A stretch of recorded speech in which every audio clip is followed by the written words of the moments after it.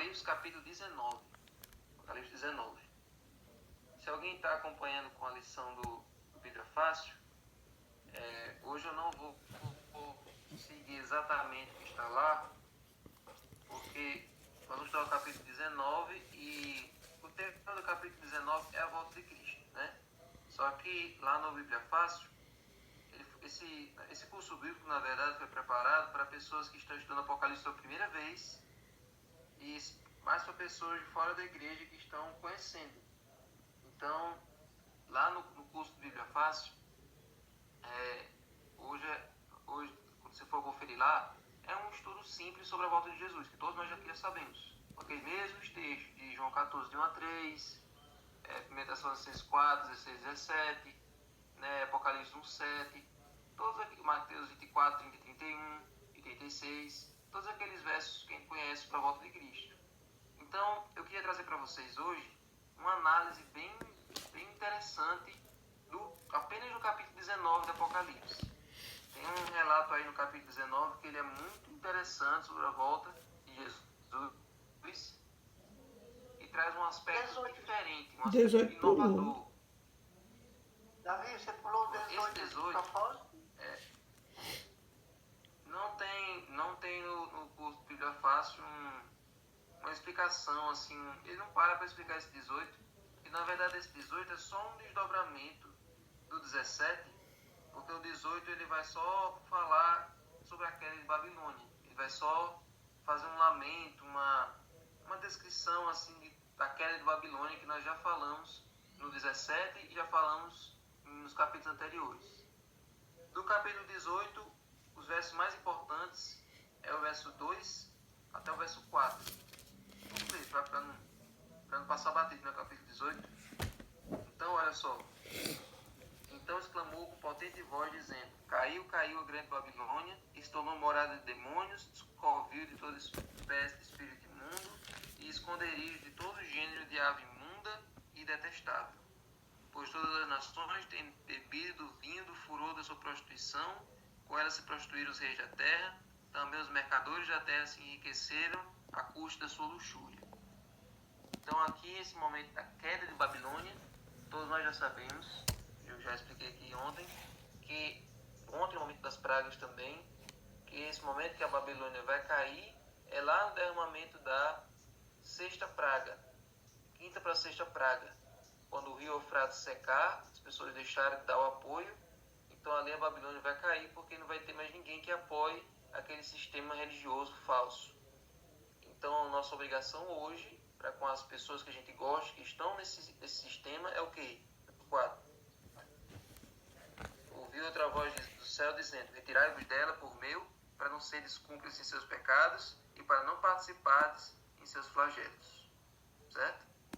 Então, os versículos mais importantes desse capítulo 18 são esses. É a gente saber que Babilônia vai cair e chamar as pessoas para saírem de lá enquanto ainda existe graça. Então o resto do capítulo é só um desenvolvimento, um lamento, é só uma continuação do que foi dito no capítulo 17 e no capítulo das 7 pragas, certo? Aí esse capítulo 19, gente, que é o que eu quero refletir com vocês hoje, tem duas partes. Tem essa parte do júbilo no céu e tem a parte do Cristo vencedor da besta e do falso profeta. Eu vou estudar com vocês só essa segunda parte. Essa primeira e alguns outros detalhes aqui do capítulo 19 vou deixar para estudar terça-feira. Hoje eu quero me concentrar com vocês nessa entrada triunfal de Jesus aqui como vencedor, e a parte das ceias, que tem a ceia das bodas do Cordeiro e tem a ceia das aves. As ceias do livro do Apocalipse eu vou deixar para estudar com vocês terça-feira, certo? Porque o Apocalipse já está se acabando, só tem mais uns quatro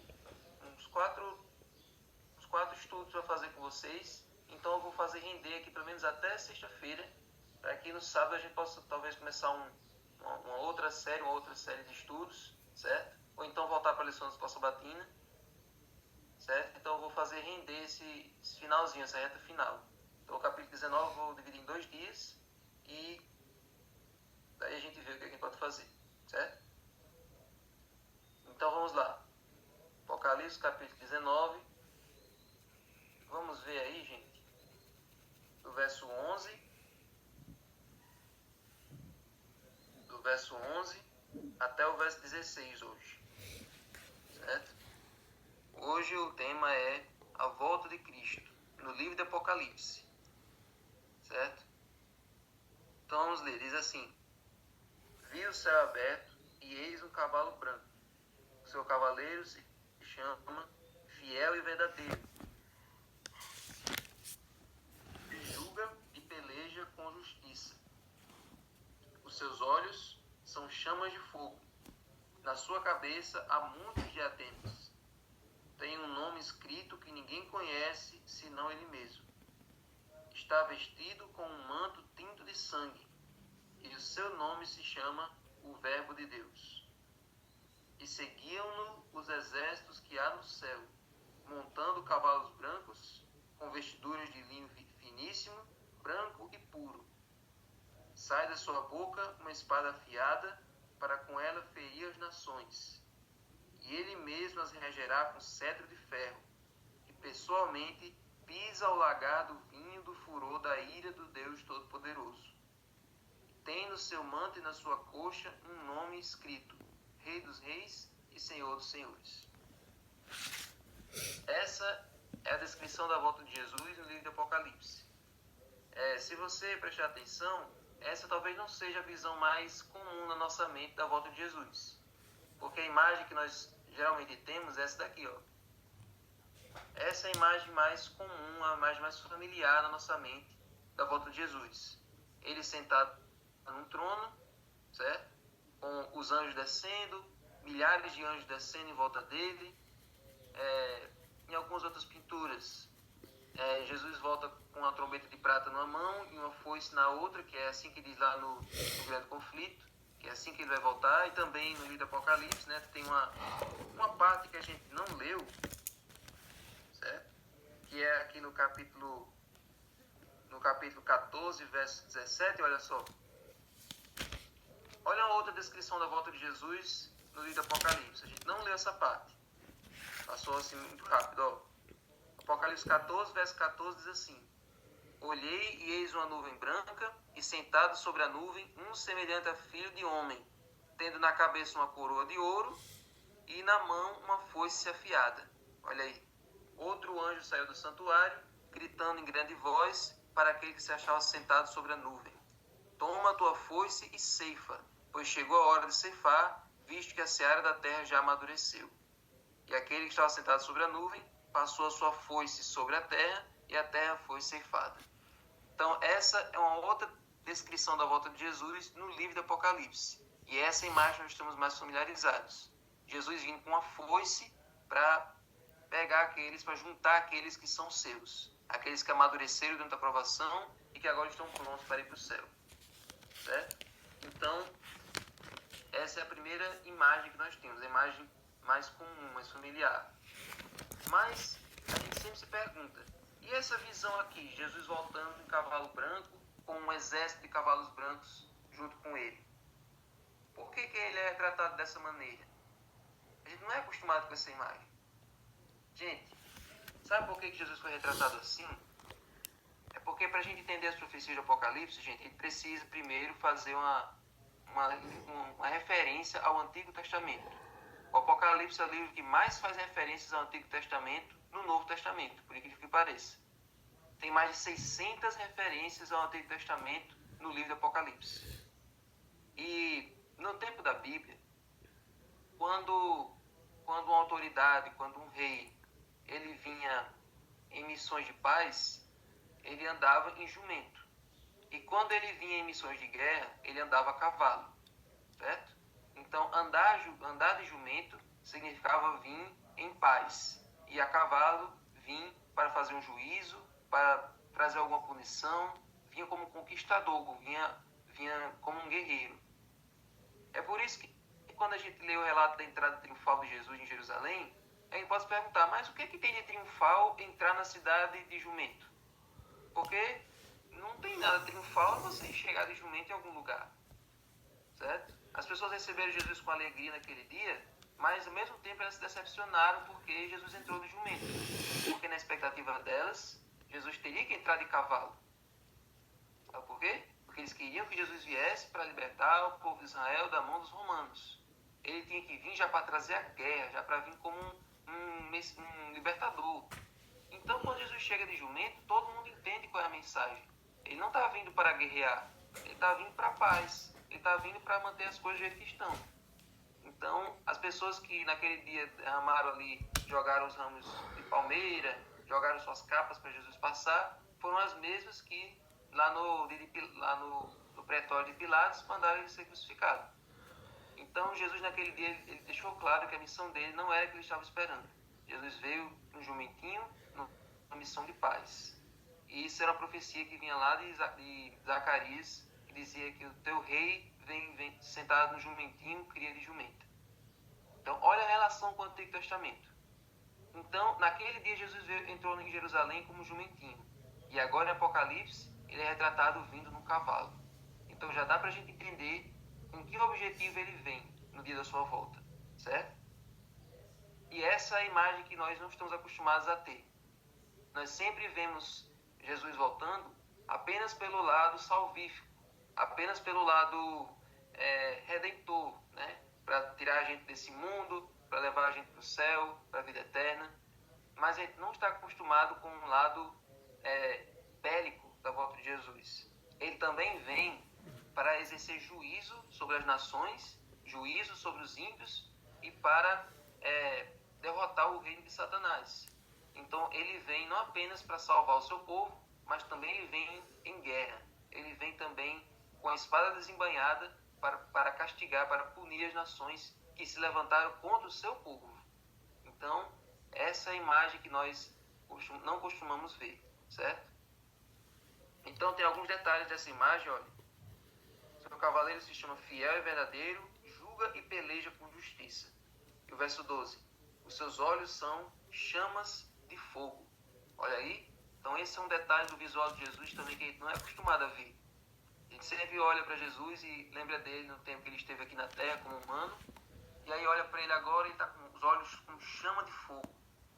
Então, os olhos com chama de fogo pode ter dois significados. Pode ter um significado de purificação e pode ter um significado também de juízo ou de ira. Inclusive, no livro do Apocalipse, várias vezes se refere à ira do Cordeiro. Aí você pensa, como é que a gente pode juntar essas duas imagens? O Cordeiro de Deus irado.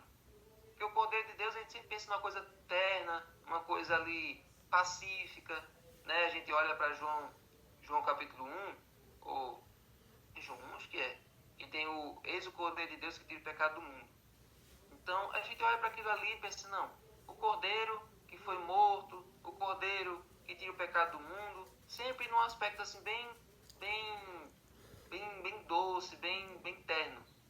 Mas em Apocalipse, o Cordeiro é mostrado irado, com os olhos como chama de fogo. Ou seja, o que provoca a ira do Cordeiro? O que provoca esses olhos chamejantes?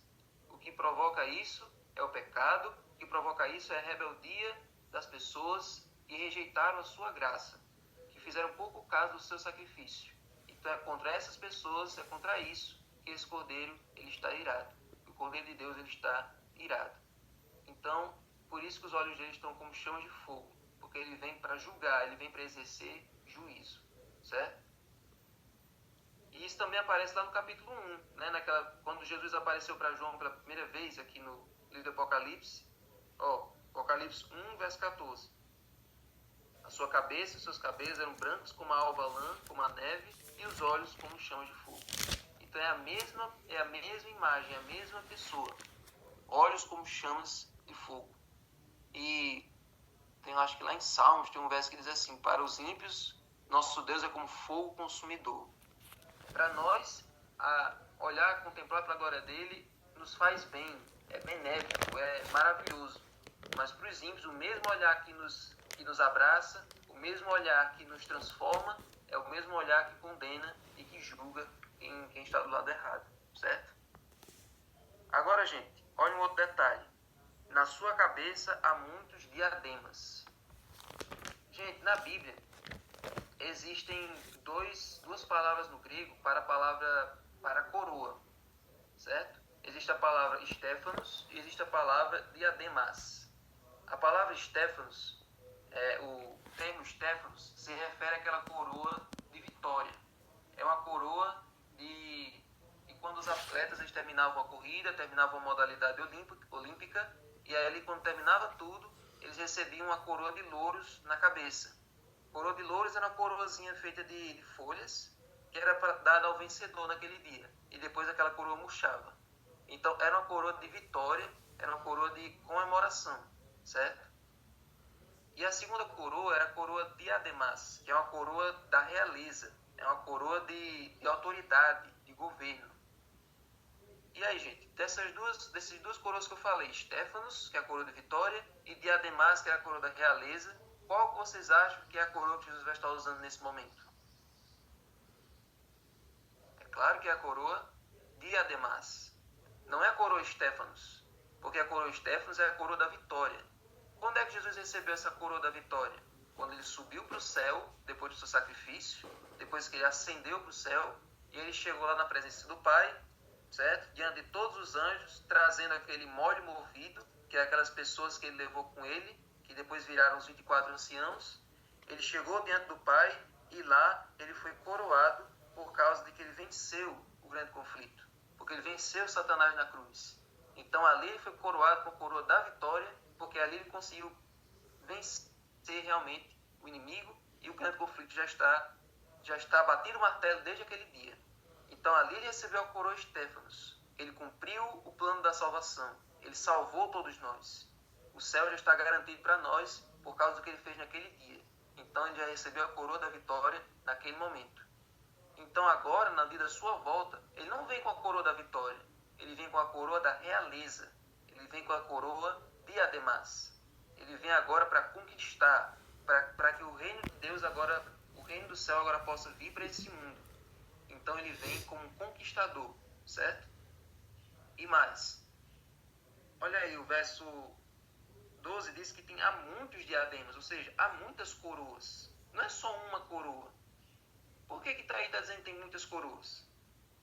Novamente, no tempo da Bíblia, no Antigo Testamento, quando um rei mais forte, ele conquistava os outros reis mais fracos, os outros reinos, quando ele chegava lá no outro país, ele pegava a coroa daquele rei e colocava em cima da sua. Então ele ia tirando as coroas dos reis que ele conquistava e ia colocando em cima da sua como um troféu. Olha, eu sou o rei dos reis. Todos esses reis, eles devem obediência a mim. Então agora eu pego a coroa deles, a autoridade deles e coloco em mim. Eu tenho autoridade agora sobre todos eles. Então, gente, lembra que eu estou falando para vocês desde que eu comecei o livro de Daniel. E eu mostro para vocês que o reino de Deus ele vem para destruir todos os reinos desse mundo.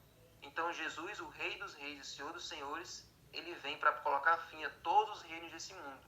E a autoridade desse mundo, todo o reino, todo o poder, toda a autoridade desse mundo vai passar a ser dele. Amém. Então o fato dele ter várias coroas em cima da sua cabeça significa que ele vem para pôr fim a todos os reinos desse mundo e para inaugurar o seu reino eterno. Amém? Então é por isso que ele vem com a coroa da realeza e com várias coroas empilhadas sobre a sua cabeça. Todos os reinos que ele destrói, todos os impérios que agora ele está colocando ao fim. Certo? E aí, gente, diz o seguinte: tem um nome inscrito que ninguém conhece senão ele mesmo. Aqui também vem um detalhe bastante profundo. Nome na Bíblia não é só a palavra, não é só um conjunto de letras. Nome na Bíblia significa identidade. Tanto é que quando os personagens eles passavam por uma conversão, como Jacó, como Paulo, eles mudavam de nome. Eles não apenas mudavam a sua personalidade, como também mudavam o seu título, o seu nome, né? Então, aqui, nesse contexto, não é apenas o nome de Jesus, não é apenas um conjunto de letras, não é apenas a parte ali nominal. Ali também quer dizer que Jesus vai mostrar um aspecto do seu caráter que a gente não está acostumado. Um aspecto do seu caráter diferente. Porque ao invés de ele vir como um cordeiro manso, como ele veio quando ele esteve aqui na terra, ele vai vir irado, ele vai vir numa posição de guerra. Tanto é que as pessoas, quando pensam em Jesus, as pessoas preferem o Deus do Novo Testamento, né? Aquela imagem que todo mundo odeia o Deus do Antigo Testamento porque ele é cruel, porque ele é mau, porque ele é tirano, e prefere o Deus do Novo Testamento porque ele é bonzinho, ele é doce, que Jesus é lindo. Então, tem umas pessoas que a gente conhece que se referem a Jesus, que Jesus é lindo, Jesus é paz. Ninguém está acostumado com essa imagem de Jesus que vem como conquistador e vem com a espada na mão. Ninguém está acostumado com essa imagem. Então, ele vai vir num aspecto diferente, ele vem num caráter, uma personalidade que a gente não está acostumado, mas que também faz parte do caráter dele. Porque Jesus é o igual com Deus Pai. O mesmo Deus do Antigo Testamento é o mesmo Deus do Novo. Certo? Eles têm o mesmo caráter. Então, quem acha que Jesus é apenas ali um Jesus paz e amor, está muito por fora do caráter de Deus. Ele é amor, mas ele também é justiça. Certo? E aí, gente, tem um último detalhe aqui para a gente prestar atenção. Está vestido com um manto tinto de sangue. Muita gente, quando lê esse verso, acha que esse manto tinto de sangue é o sangue de Jesus, é o sangue do Calvário. Mas eu vou mostrar para vocês que não. Não é o sangue do Calvário, não é o sangue da cruz, e também não é o sangue dos mártires, daqueles que morreram por Jesus. É um sangue diferente. Deixa eu ler aqui com vocês o que está lá em Isaías 63. Vocês vão se admirar com esse sangue que está na roupa de Jesus. Não é o seu sangue da cruz.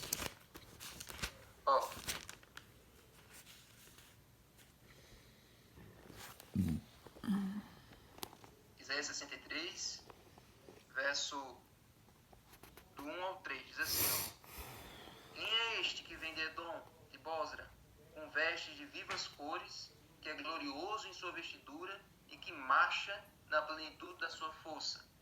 Sou eu, que falo em justiça, poderoso para salvar. Por que está vermelho o seu traje, e as tuas vestes como as daquele que pisa uvas no lagar? O lagar eu pisei sozinho, e dos povos nenhum homem se achava comigo. Pisei as uvas na minha ira, no meu furor as esmaguei, e o seu sangue me salpicou as vestes e me manchou o traje todo. Porque o dia da vingança estava no meu coração, e o ano dos meus redimidos é chegado. É a mesma pessoa. Aqui é Deus, ele foi, aqui nesse contexto, Deus, ele estava ali vingando o seu povo, destruindo os inimigos, destruindo os edomitas. Então por isso que a sua veste estava cheia de sangue. Porque não é o seu sangue, nem é o sangue dos seus escolhidos. É o sangue dos ímpios. É o sangue dos inimigos de Deus. Então, gente, essa imagem aparece lá em 2 Tessalonicenses 2,8. Só para vocês terem uma ideia. Aqui tem um verbo associado a Jesus que a gente nunca associa a ele. A gente pensa, não, Jesus não faria isso. O Jesus que eu conheço, ele não faria uma coisa dessa. Mas, 2 Tessalonicenses 2,8 diz assim: Então será de fato revelado o iníquo, a quem o Senhor Jesus matará com o sopro da sua boca e o destruirá pela manifestação da sua vinda. Então, gente, o mesmo Jesus que vai vir para nos buscar, para nos salvar, para nos tirar desse mundo, também vem para destruir o ímpio, para destruir, para matar aqueles que ficaram contra o seu povo, que perseguiram o seu povo, certo? Então, ele vem também com esse objetivo, certo? Então, ele vem com todo o exército de anjos. A linguagem desse capítulo 19 é uma linguagem de guerra. Então, espada, um cetro com o qual ele vai ferir as nações. O verso 15. Sai da sua boca uma espada afiada, para com ela ferir as nações. E ele mesmo as regerá com cetro de ferro, e pessoalmente pisa o lagar do vinho do furor da ira do Deus Todo-Poderoso. Então toda essa linguagem é a linguagem de destruição, é a linguagem de guerra, certo? E um último detalhe. Algumas pessoas questionam essa imagem da guerra, não querem que, de modo nenhum, que Jesus tenha essa imagem de um guerreiro conquistador, por causa desse verso 15, que diz o seguinte: o começo do verso fala que Jesus tem uma espada afiada, e o final do verso diz que ele vai pisar o lagar, ou seja, ele vai esmagar os ímpios. Aí o meio do verso diz que ele vai reger as nações com cetro de ferro. Então, alguns teólogos por aí dizem assim, não, então ele não vai vir para destruir, ele vai vir para governar apenas. Ele não vai destruir nenhum ímpio. Isso não tá, eu não quero que meu Jesus faça isso. Mas, gente, o que é que o cetro na Bíblia, no Antigo Testamento, o que é que ele fazia? Ó, lá no Salmo 2, Salmo capítulo 2, tem dizendo o que é que Deus faz com o cetro dele, ó. Verso 7. Proclamarei o decreto do Senhor. Tu és meu filho e eu hoje te gerei. Verso 9.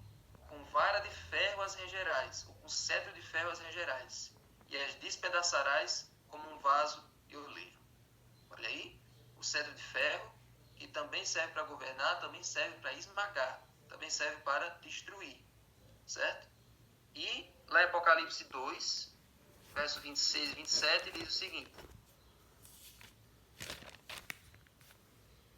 ao vencedor que guardar até o fim as minhas obras, eu lhe darei autoridade sobre as nações. Com cetro de ferro as regerá e as reduzirá a pedaços como se fossem objetos de barro. Então, gente, toda essa linguagem do capítulo 19 é uma linguagem de conflito, é uma linguagem de batalha, é uma linguagem de guerra. O grande conflito é, como o nome diz, é um conflito, é uma guerra. Nós não estamos aqui em negociações com o mal. Jesus não veio aqui para negociar, para conversar amigavelmente com o mal. Ele está em batalha. Nós estamos em guerra. Nós estamos numa peleja. Houve uma peleja no céu e está havendo uma peleja até hoje. É uma batalha que acontece na mente de todos nós. E para pôr fim a essa batalha, Jesus vem como um conquistador, para nos tirar daqui e também para dar um ponto final na história do mal. Então, toda essa imagem aqui de Jesus vindo dessa maneira, não é para nos assustar, não é para que a gente fique com um medo de Jesus vir dessa maneira, porque nós não somos o alvo disso aí. Nós não somos o alvo desse julgamento de Cristo, dessa vinda, dessa marcha que Jesus vem dessa maneira. Nós estamos do lado dele, nós estamos guerreando junto com ele. Antigamente, gente, as músicas da Igreja Adventista, muitas delas traziam esses elementos da guerra. Hoje em dia não tem mais, não sei porquê. Hoje em dia nós só trazemos o lado doce, o lado legal da volta de Jesus. Mas a maioria das músicas hoje não tem mais esse aspecto da guerra. Podem reparar, as músicas do Inário, quando falam da volta de Jesus, todas falam, vamos batalhar, Cristo é o nosso forte comandante, nós, ó cristãos, avante, marchar, marchar, marchar. Todas as músicas falavam desse aspecto da guerra. Então, os cristãos antigamente tinham familiaridade com isso. Hoje em dia não tem mais.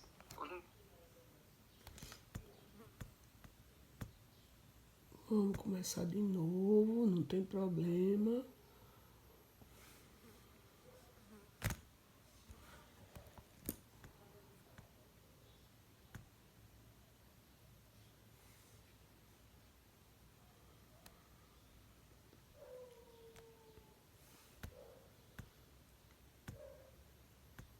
Então, gente, essa é uma das imagens da volta de Jesus que nós devemos ter em nossa mente.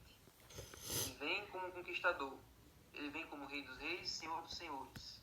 Ele vem para julgar os ímpios e para dar a vida eterna aos salvos. Amém. Então, como nós vimos no capítulo 17, verso 14, pelejarão eles contra o Cordeiro, e o Cordeiro os vencerá, pois é o Senhor dos Senhores e o Rei dos Reis. Amém. Então ele vem nesse cavalo branco, ele vem dessa maneira para pôr fim ao mal, para pôr fim ao pecado, e também para dar a vitória àqueles que estão vencendo com ele desde hoje. Amém. Vencerão também os chamados, eleitos e fiéis que se acham com ele. Então o exército de Deus não é composto apenas com os anjos do céu. O exército de Deus é composto também com todos aqueles guerreiros que estão aqui na terra, comigo e com você. Então, esse momento de estudo, esses momentos em que nós estamos aqui nos preparando, é como se nós estivéssemos afiando nossas armas, afiando nossas espadas para lutar nesse conflito. Então Deus convida cada um de nós a entrarmos nessa peleja junto com Ele, pois nós já estamos sendo vitoriosos. Amém? Amém. Então, que essa certeza da vitória de Cristo sobre o mal possa ser vívida, possa ser real em nossa vida. O mal já está vencido no seu dia a dia. Satanás já está vencido no seu dia a dia, no seu coração. Então, haja e viva como um vencedor. Não ande cabisbaixo. Não ande se torturando para ter uma vida perfeccionista, como tem gente por aí que fica fica a vida toda querendo ser perfeito, querendo ser perfeito à força. Não fique com esse sentimento e nem fique com o sentimento contrário, que é ficar se diminuindo, ficar cabisbaixo na vida cristã. Nós já somos vitoriosos. Haja como um filho do Rei do Universo. Haja como alguém que já é vitorioso. Certo? Viva uma vida de vencedor. E assim a sua caminhada para o céu vai ser bem mais fácil e qualquer provação não vai ser nada para você, porque ele já vence junto com você. Amém. Amém? Senhor Deus, muito obrigado, Senhor, por essa revelação da tua palavra. Muito obrigado porque o Senhor vem para colocar um fim ao mal e para nos dar a vida eterna. Amém. Nos ajuda, Senhor, a acreditar na tua palavra, entender o que o Senhor tem a nos dizer e que possamos desde hoje viver uma vida de vencedores e de pessoas que já estão do teu lado e que já querem estar com o Senhor desde agora. Por favor, Senhor, cuide de cada um de nós, de cada um que está entrando no Zoom ainda. Por favor, Senhor, esteja com esses aqui. Muitos já desistiram. Alguns entravam no começo, deixaram de entrar porque não conseguem, não têm interesse nas profecias, porque não acham que isso aqui é importante. Deixam para que outros estudem e eles fiquem de fora. Então, Senhor, recompensa esses que estão aqui até agora. Que eles possam, Senhor, guardar essas mensagens do seu coração, assim como Maria fazia. E que no momento que for necessário, no momento que eles forem chamados, eles possam saber explicar tudo isso daqui, porque o Senhor vai trazer à memória deles o que eles têm estudado desde agora. Então, Amém. Senhor, fica com eles, fica conosco. Em nome de Jesus. Amém. Feliz semana para todos.